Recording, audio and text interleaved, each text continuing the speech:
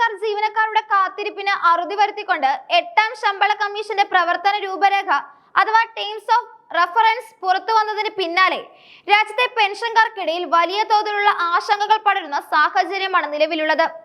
വിരമിച്ച ജീവനക്കാർക്ക് ലഭിച്ചുകൊണ്ടിരിക്കുന്ന ആനുകൂല്യങ്ങളിൽ സർക്കാർ വൻതോതിലുള്ള വെട്ടിക്കുറയ്ക്കലുകൾ നടത്തുന്നു എന്ന തരത്തിൽ സമൂഹ മാധ്യമത്തിൽ പ്രചരിക്കുന്ന സന്ദേശങ്ങളാണ് ഈ പരിഭ്രാന്തിക്ക് പ്രധാന കാരണം. 2025 ധനകാര്യ നിയമപ്രകാരം കേന്ദ്ര സർക്കാർ പെൻഷൻകാർക്ക് ലഭിക്കേണ്ട DA വർധനവ്, വിരമിക്കൽ ആനുകൂല്യങ്ങൾ, ശമ്പള കമ്മീഷൻ പരിഷ്കരണങ്ങൾ എന്നിവ നിർത്തലാക്കി എന്നതായിരുന്നു വ്യാപകമായി പ്രചരിച്ച വാർത്തയുടെ ഉള്ളടക്കം.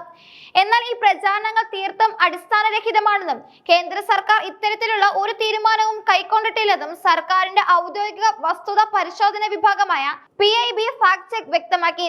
പെൻഷൻകാരുടെ ആനുകൂല്യങ്ങൾ തടഞ്ഞുവെക്കാനോ നിർത്തലാക്കാനുള്ള യാതൊരു നീക്കവും സർക്കാരിന്റെ ഭാഗത്തു നിന്നില്ലെന്നും വ്യാജ വാർത്തകളിൽ വിശ്വസിക്കരുതെന്നും സർക്കാർ പൊതുജനങ്ങളോട് അഭ്യർത്ഥിച്ചു. കേന്ദ്ര സർക്കാരിന്റെ പെൻഷൻ നയത്തിൽ മാറ്റം വരുത്തിയെന്നും ഭാവിയിൽ 8ാം ശമ്പള കമ്മീഷന്റെ ആനുകൂല്യങ്ങൾ പെൻഷൻകാർക്ക് ലഭിക്കില്ലെന്നും പ്രചരിച്ച സന്ദേശങ്ങൾ ലക്ഷക്കണക്കിന് മുതിർന്ന പൗരന്മാരെയാണ് ആശങ്കയിലാഴ്ത്തിയത്. എന്നാൽ നിലവിലുള്ള നിയമപ്രകാരം പെൻഷൻ കൈപ്പറ്റുന്നവർക്ക് ലഭിക്കുന്ന ഒരു ആനുകൂല്യവും നിർത്തലാക്കിയിട്ടില്ലെന്ന് PIB അടിവരയിട്ട് പറയുന്നു. പണപ്പെരുപ്പം കണക്കിലെടുത്ത് എല്ലാ വർഷവും ജനുവരി, ജൂലൈ മാസങ്ങളിൽ നൽകി വരുന്ന DR വർധനവ് കൃത്യമായി തുടരും. ശമ്പള കമ്മീഷന്റെ ശുപാർശകൾ വരുമ്പോൾ അത് ജീവനക്കാർക്ക് മാത്രമല്ല പെൻഷൻകാർക്കും ഒരുപോലെ ബാധകമായിരിക്കും. നിയമപരമായ നടപടികളിലൂടെ ലഭിക്കേണ്ട പെൻഷൻ പരിഷ്കരണങ്ങളും മറ്റ് ആനുകൂല്യങ്ങളും തടയാൻ ആർക്കും കഴിയില്ലെന്നും ഔദ്യോഗിക വിശദീകരണം വ്യക്തമാക്കുന്നു. വ്യാജ സന്ദേശങ്ങളിൽ പറയുന്നത് പോലെ 2025 ധനകാര്യ നിയമത്തിൽ വിരമിക്കൽ ആനുകൂല്യങ്ങൾ റദ്ദാക്കുന്ന തരത്തിലുള്ള ഒരു വകുപ്പും ഉൾപ്പെടുത്തിയിട്ടില്ല എന്നത് പെൻഷൻകാർക്ക് വലിയ ആശ്വാസമാണ് നൽകുന്നത്. CCS നിയമങ്ങളിൽ 2021 വരുത്തിയ ചില ഭേദഗതികളെ തെറ്റായി വ്യാഖ്യാനിച്ചതാണ് ഈ തെറ്റിദ്ധാരണകൾക്ക് വഴിയൊരുക്കിയത്.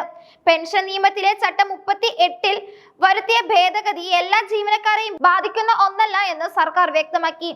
ഏതെങ്കിലും പൊതുമേഖലാ സ്ഥാപനത്തിൽ ലയിച്ചതിന് ശേഷം ഗുരുതരമായ അച്ചടക്ക ലംഘനമോ മോശം പെരുമാറ്റമോ കാരണം സർവീസിൽ നിന്ന് പിരിച്ചുവിടുന്ന ജീവനക്കാർക്ക് മാത്രമേ ഈ ഭേദഗതി ബാധകമാകൂ. അല്ലാതെ കൃത്യമായി സർവീസിൽ നിന്ന് വിരമിച്ച സാധാരണ പെൻഷൻകാർക്ക് ഈ ചട്ടം മൂലം ആനുകൂല്യങ്ങൾ നഷ്ടപ്പെടില്ല. 8ാം ശമ്പള കമ്മീഷന്റെ പരിധിയിൽ പെൻഷൻകാരെ ഉൾപ്പെടുത്തിയിട്ടുണ്ടെന്ന് ധനമന്ത്രാലയം തന്നെ പാർലമെന്റിൽ വ്യക്തമാക്കിയത് ഈ സാഹചര്യത്തിൽ ശ്രദ്ധേയമാണ്. ശമ്പളം, അലവൻസുകൾ എന്നിവയ്ക്കൊപ്പം പെൻഷനുമായി ബന്ധപ്പെട്ട എല്ലാ കാര്യങ്ങളിലും കമ്മീഷൻ പഠനം നടത്തി ശുപാർശകൾ സമർപ്പിക്കുമെന്നും ധനകാര്യ സഹമന്ത്രി പങ്കജ് ചൗധരി അറിയിച്ചിട്ടുണ്ട്. അതുകൊണ്ട് തന്നെ പെൻഷൻ പരിഷ്കരണം 8ാം ശമ്പള കമ്മീഷനിൽ ഉണ്ടാകില്ലെന്ന വാദം പൂർണ്ണമായും തെറ്റാണ്. എങ്കിലും പെൻഷൻകാർ ഉന്നയിച്ച ചില ആവശ്യങ്ങൾ സർക്കാർ നിലവിൽ അനുകൂലമായ നിലപാടല്ല സ്വീകരിച്ചിരിക്കുന്നത്. DA, DR എന്നിവ അടിസ്ഥാന ശമ്പളത്തിലോ പെൻഷനിലോ ലയിപ്പിക്കുന്ന കാര്യം ഇപ്പോൾ പരിഗണനയിൽ ഇല്ലെന്നും സർക്കാർ വ്യക്തമാക്കി. സാധാരണയായി DA 50% കടക്കുമ്പോൾ അത് അടിസ്ഥാന ശമ്പളത്തിൽ ലയിപ്പിക്കാറുണ്ടെങ്കിലും ഇത്തവണ അത്തരം നീക്കങ്ങൾ ഉണ്ടാകില്ല. 8ാം ശമ്പള കമ്മീഷന്റെ റിപ്പോർട്ട് 2027 മാത്രമേ പുറത്തു വരികയുള്ളൂ. അതുവരെ നിലവിലുള്ള രീതിയിലുള്ള ആനുകൂല്യങ്ങൾ മാറ്റമില്ലാതെ തുടരുകയും ചെയ്യും. പെൻഷൻകാർ തങ്ങളുടെ വിരമിക്കൽ ആനുകൂല്യങ്ങളുമായി ബന്ധപ്പെട്ട കൃത്യമായ വിവരങ്ങൾക്കായി ധനമന്ത്രാലയത്തിന്റെയോ പെൻഷൻ വകുപ്പിന്റെയോ ഔദ്യോഗിക വെബ്സൈറ്റുകളെ മാത്രം ആശ്രയിക്കണം. അജ്ഞാതമായ സ്രോതസ്സുകളിൽ നിന്ന് വരുന്ന വാട്സ്ആപ്പ് സന്ദേശങ്ങൾ ഷെയർ ചെയ്യുന്നത് ഒഴിവാക്കണമെന്നും അത് സമൂഹത്തിൽ അനാവശ്യമായ ഭീതി പടർത്തുമെന്നും PIB മുന്നറിയിപ്പ് നൽകുന്നു.